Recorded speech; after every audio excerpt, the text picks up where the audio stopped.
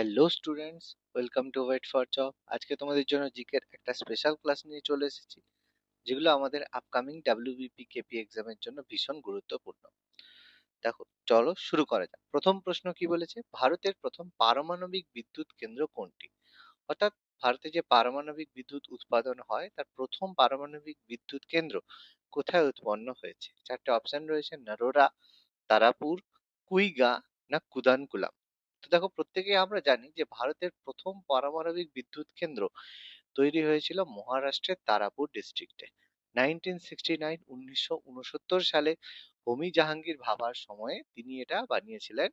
তারাপুরে প্রথম পারমাণবিক বিদ্যুৎ কেন্দ্র। এছাড়া তামিলনাড়ুর কুদানকুলামে ভারতের বৃহত্তম পারমাণবিক বিদ্যুৎ কেন্দ্র রয়েছে, কিন্তু সেটা প্রথম নয়। আর নরোরাতেও রয়েছে পারমাণবিক কেন্দ্র, সেটা উত্তরপ্রদেশে অবস্থিত। আর রাজস্থানের যে পারমাণবিক কেন্দ্র রয়েছে তার নাম হচ্ছে রাওয়াতভা। আর ভারতের পারমাণবিক কর্মসূচির জনক বলা হয় হোমি জাহাঙ্গীর ভাবাকে। তো এই হোমি জাহাঙ্গীর ভাবা তৎকালীন ভারতের প্রধানমন্ত্রী ছিলেন জওহরলাল নেহেরু। তো তারই পরামর্শ বা তারই সঙ্গে তারই পারমিশনে হোমি জাহাঙ্গীর ভাবা ভারতের পরমাণু কর্মসূচি শুরু করেছিলেন। কিন্তু হোমি জাহাঙ্গীর ভাবাকে অ্যাক্সিডেন্টালি মেরে দেওয়া হয়েছিল আমেরিকার সিআইএ দ্বারা। তার কারণে না হলে কিন্তু ভারত আরো অনেক দিন আগে পারমাণবিক সমৃদ্ধ দেশ হতে পারত। তো যাই হোক, সেটা দুর্ভাগ্যের বিষয়। আমাদের কিছুদিন পরে হলেও আমরা কিন্তু ভারত পারমাণবিক শক্তিধর দেশ হিসেবে পরিণত হয়েছি। তার জন্য ডক্টর এপিজে আব্দুল কালাম স্যারকে আমরা অবশ্যই ধন্যবাদ জানাই। পরবর্তী প্রশ্ন। আচ্ছা, পরবর্তী প্রশ্নে যাওয়ার আগে তোমরা দেখছো ভারতের যে বিভিন্ন পারমাণবিক কেন্দ্র কোনটা কোন জায়গায় রয়েছে। তারাপুর পারমাণবিক শক্তি কেন্দ্র মহারাষ্ট্রে রয়েছে, কুদানকুলাম তামিলনাড়ুতে রয়েছে, কুইগা কর্ণাটকাতে রয়েছে, কাকরাপাড় গুজরাটে রয়েছে, কল্পকম আমাদের যেটা মাদ্রাজ সেটা তামিলনাড়ুতে রয়েছে, নরোরা উত্তরপ্রদেশে রয়েছে, আর রাজস্থানের পারমাণবিক কেন্দ্রের নাম রাওতাভারতা। তো এগুলো মাথার মধ্যে রাখতে হবে, কারণ এগুলো গুরুত্বপূর্ণ। কোনটা কোন রাজ্য বিভিন্ন পরীক্ষায় কিন্তু এসে থাকে, ফলে এগুলো আমাদের করতে হবে। চলো পরবর্তী প্রশ্নে যাওয়া যাক। ভারতের কোন রাজ্যকে মশলার বাগান বা স্পাইস গার্ডেন বলা হয়? কোন রাজ্যগুলো মশলার উৎপাদনের জন্য বিখ্যাত? চারটে অপশন রয়েছে: কর্ণাটক, অন্ধ্রপ্রদেশ, কেরালা না তামিলনাড়ু। দেখো, প্রত্যেকেই জানি যে কেরালাকে বলা হয় স্পাইস গার্ডেন। প্রাচীন কাল থেকেই এই স্পাইস বা মশলার জন্য ইউরোপ থেকে নাবিকরা এসেছিল, যার মধ্যে ভাস্কো ডা গামা 1498 খ্রিস্টাব্দে তিনি এই কালিকট বন্দরে আসেন, সেটা কেরালাতেই অবস্থিত। এখান থেকে মশলাই কিন্তু ইউরোপে ট্রেড হতো। তো কেরালার গোলমরিচ এবং এলাচ উৎপাদনের জন্য কেরালা বিখ্যাত। ভারতের বৃহত্তম রাবার উৎপাদনকারী রাজ্য হচ্ছে কেরালা।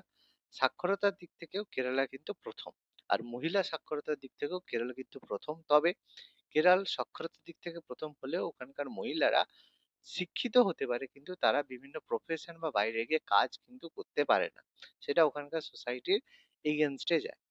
এছাড়া রয়েছে সাইলেন্ট ভ্যালি জাতীয় উদ্যান, যেটা কেরালায় অবস্থিত। আর কেরালার যে উপকূলকে মালাবার উপকূল বা মালাবার কোস্ট বলা হয়। তো এই জন্য মশলার বাগান আমরা বলে থাকি কেরালাকে। ওকে, চলো পরবর্তী প্রশ্নে যাওয়া যাক। পরবর্তী প্রশ্নে যাওয়ার আগে আমাদের আপকামিং ডাব্লিউবিএসএসসি গ্রুপ সি এবং ডি এর জন্য রয়েছে বিশেষ প্র্যাকটিস সেট। 24টা প্র্যাকটিস সেট তোমরা পেয়ে যাবে মাত্র 120 টাকায় উইথ সলিউশন। এক্সাম সামনে রয়েছে, বেশি বাকি নেই। এর মধ্যে আমাদের সাজেশন রয়েছে, প্র্যাকটিস সেট রয়েছে। দেরি না করে খুব তাড়াতাড়ি আমাদের সঙ্গে যোগাযোগ করে এই প্র্যাকটিস সেটটা কিন্তু পারচেজ করে নাও। এর জন্য নিচে দেওয়া হোয়াটসঅ্যাপ নাম্বারে তোমরা যোগাযোগ করে নাও, অথবা ডেসক্রিপশন বক্স থেকে তোমরা পিডিএফ কেনার লিঙ্ক পেয়ে যাবে। ওয়েট ফর জব থেকে এই স্টাডি মেটেরিয়ালগুলো তোমরা পেয়ে যাবে। এগুলো আমরা কিন্তু ভীষণ গুরুত্বপূর্ণ সহকারে বানিয়েছি, তাহলে খুব তাড়াতাড়ি কালেক্ট করে নাও আমাদের গুরুত্বপূর্ণ প্র্যাকটিস সেটগুলো। পরবর্তী প্রশ্ন। পেন্সিলের শীষ তৈরিতে কি ব্যবহার করা হয়? দেখো, পেন্সিলের যে শীষ তৈরি করতে কি ব্যবহার করা হয়? কাঠকয়লা, সীসা, গ্রাফাইট না ফসফরাস? দেখো, ছোটবেলা থেকে এই প্রশ্নটা আমরা পড়েছি। পেন্সিলের শীষ কালো রঙের হয়, খসখস যেটা প্লেন হয়, মানে পিচ্ছিল পদার্থ হয়, যেটা আমাদের গ্রাফাইট দ্বারা তৈরি। গ্রাফাইট হচ্ছে কার্বনের একটা রূপের যা বিদ্যুৎ পরিবাহী। এটা নরম এবং পিচ্ছিল হওয়ার কারণে কাগজে দাগ কাটে। হীরা হচ্ছে কার্বনের সবচেয়ে কঠিনতম রূপভেদ, যেটা আমাদের কাঁচ কাটতে ব্যবহার করা হয়। দেশলাই কাঠির মাথায় লাল ফসফরাস ব্যবহার করা হয়ে থাকে। সীসা বা লেড হচ্ছে বিষাক্ত ধাতু, যেটা কিন্তু তেজস্ক্রিয়তা প্রতিরোধে ব্যবহার করা হয়ে থাকে। আশা করি বোঝা গেল, খুবই ইম্পর্টেন্ট প্রশ্ন। পরবর্তী প্রশ্ন, উস্তাদ বিসমিল্লাহ খাঁ কোন বাদ্যযন্ত্রের সঙ্গে যুক্ত ছিলেন? বিখ্যাত মানে উস্তাদ বিসমিল্লাহ খান কোন বাদ্যযন্ত্রের সাথে যুক্ত ছিলেন? চারটে অপশন হচ্ছে সানাই, বাঁশি, সেতার না সরোদ। দেখো প্রত্যেকেই জানি উস্তাদ বিসমিল্লাহ খান ফেমাস ছিলেন তার বিখ্যাত বাঁশি বাদনের জন্য। তো বাঁশি বাদনের জন্য তিনি ফেমাস ছিলেন এই কারণে 2001 সালে তিনি সর্বোচ্চ সম্রাট ভারত রত্ন পান। তো এটা অনেকে, উস্তাদ বিসমিল্লাহ খান তিনি একজন মুসলিম ছিলেন। তো স্বাধীনতার সময় তিনি কিন্তু লাল কেল্লায় সানাই বাজিয়েছিলেন। তো যাই হোক, তিনি সানাই বাজিয়েছিলেন, তো সেই জন্য তার ভারতরত্ন প্রাপ্য ছিল। কিন্তু কংগ্রেস বারবার যেটা বলে থাকে যে তারা নাকি মুসলিমদের জন্য অনেক কিছু করেন। তো 2001 সালে ইন্দিরা গান্ধী সরকার, জওহরলাল নেহরু সরকার, রাজীব গান্ধী সরকার, তারা দিতে পারলো না, দিল নরেন্দ্র মোদী সরকারের পূর্বে আমাদের যে অটল বিহারী বাজপেয়ী স্যার 2001 সালে তাকে ভারত রত্নে সম্মানিত করে।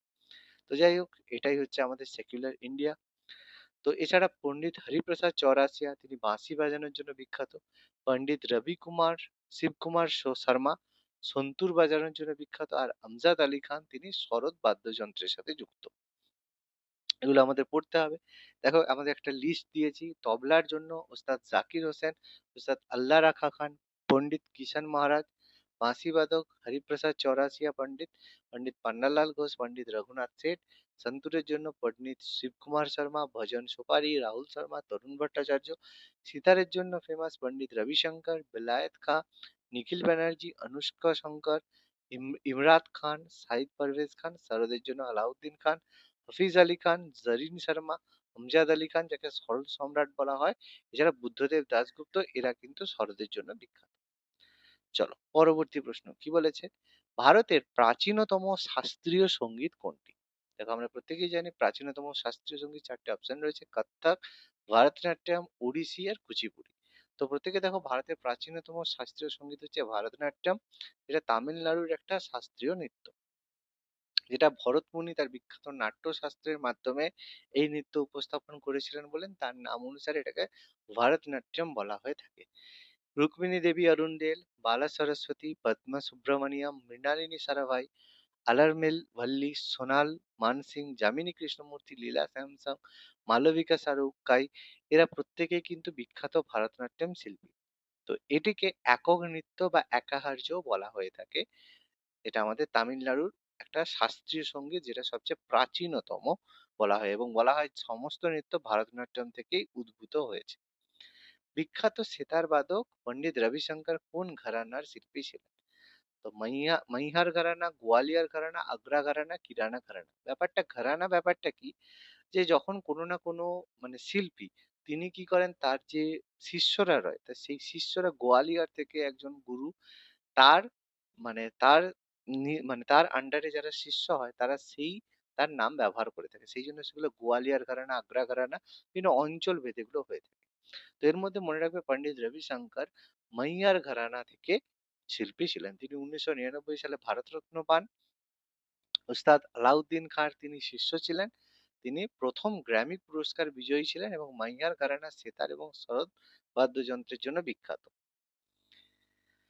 এছাড়া হিন্দুস্তান সঙ্গীতের ঘরানা এবং শিল্পী গোয়ালিয়র ঘরানা থেকে রয়েছে বিষ্ণু দিগম্বর পুরস্কার, আগ্রা ঘরানা থেকে ফৈয়াজ খান, কিরানা ঘরানা থেকে পণ্ডিত ভীমসেন যোশী ভীষণ ফেমাস, জয়পুর আতরৌলি ঘরানা থেকে কিশোর আমনকর, পাটিয়ালা ঘরানা থেকে উস্তাদ বড়ে গুলাম আলী খান। পরবর্তী প্রশ্ন, বিখ্যাত হর্নবিল ফেস্টিভ্যাল ভারতের কোন রাজ্যে পালিত হয়ে থাকে? চারটে অপশন রয়েছে, মণিপুর, মেঘালয়, নাগাল্যান্ড না অরুণাচল প্রদেশ।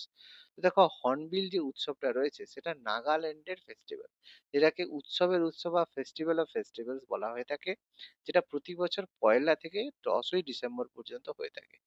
এই উৎসবটা বিখ্যাত হর্নবিল পাখির নাম অনুসারে হয়েছে। তো হর্নবিল উৎসবের মধ্যে সেক্রেনি, আউলিক এবং মুয়াতুস বিভিন্ন নামে পরিচিত। আচ্ছা, এছাড়া তামিলনাড়ুতে রয়েছে বিভিন্ন উৎসব, তার মধ্যে হচ্ছে যে পোঙ্গল, পুথান্ডু যেটা নববর্ষ ফেস্টিভ্যাল, থাপুপুসাই, থাইপুসাই, কার্তিকাই দিগাম, চিত্রাই উৎসব, নাট্যাঞ্জলি, মহামহম, তামিলনাড়ুর ফেস্টিভ্যাল এগুলো। কর্ণাটকের নববর্ষকে উগাডি বলা হয়। এছাড়া কাম্বালা, হাম্পি, কারাগা, পাট্টাকাদল রয়েছে। পশ্চিমবঙ্গে রয়েছে দুর্গাপূজা, পৌষ মেলা, গঙ্গাসাগর মেলা, পয়লা বৈশাখ নববর্ষ পালন হয়, আর দোলযাত্রা এগুলো আমাদের পশ্চিমবঙ্গ রাজ্যের ফেস্টিভ্যাল।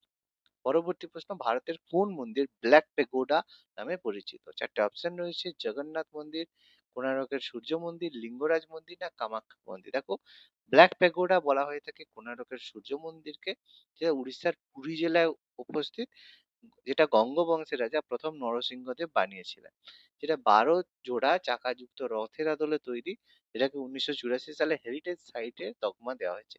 ব্ল্যাক প্যাগোডা বলা হয় কারণ দূর থেকে এটাকে কালো রঙের মন্দির দেখায়, সেই কারণে এটাকে ব্ল্যাক প্যাগোডা বলা হয়। মধুবনী লোকশিল্প ভারতের কোন রাজ্যে বিখ্যাত? চারটে অপশন রয়েছে, উড়িষ্যা, পশ্চিমবঙ্গ, বিহার না রাজস্থান। দেখো, মধুবনী শিল্পকলা ফেমাস বিহার রাজ্যের একটা ভীষণ ফেমাস লোকশিল্প। আমরা আরো কিছু লোকশিল্প দেখবো, যেমন পটচিত্র উড়িষ্যা পশ্চিমবঙ্গে দেখা যায়, ওয়ারলি মহারাষ্ট্রে দেখা যায়, কলমকারি ভীষণ ফেমাস অন্ধ্রপ্রদেশের, ফাড় রাজস্থানে দেখা যায়, কালীঘাট পট পশ্চিমবঙ্গে দেখা যায়, গন্ডচিত্র মধ্যপ্রদেশে, আর থাঙ্কা সিকিম ও অরুণাচল প্রদেশের বিখ্যাত লোকশিল্পের মধ্যে অন্যতম।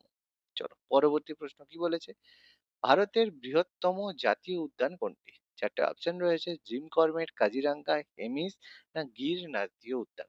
তো মনে রাখবে, ভারতের যে বৃহত্তম জাতীয় উদ্যান এটা কিন্তু হেমিস ন্যাশনাল পার্ক বা হেমিস জাতীয় উদ্যান। এটা লাদাখ কেন্দ্রশাসিত অঞ্চলে অবস্থিত। আগে জম্মু কাশ্মীর ছিল, এখন লাদাখ। এখানে তুষার চিতা বা স্নো লেপার্ডের জন্য বিখ্যাত। ভারতের যে প্রথম জাতীয় উদ্যান এটা কিন্তু জিম কর্বেট জাতীয় উদ্যান, যেটা উত্তরাখণ্ডে অবস্থিত। আর কাজিরাঙ্গা ন্যাশনাল পার্ক আসামে অবস্থিত, যেটা ফেমাস তার এক শৃঙ্গ গন্ডারের জন্য। তাহলে আজকের ক্লাসটা কেমন লাগলো তোমরা অবশ্যই কমেন্ট করে জানিও, এবং এই ধরনের যদি আরো ক্লাস পেতে চাও তাহলে অবশ্যই আমাদের চ্যানেল ওয়েট ফর জবকে সাবস্ক্রাইব করতে ভুলো না। আর ভিডিওটা ভালো লাগলে অবশ্যই একটি লাইক দিও। ধন্যবাদ।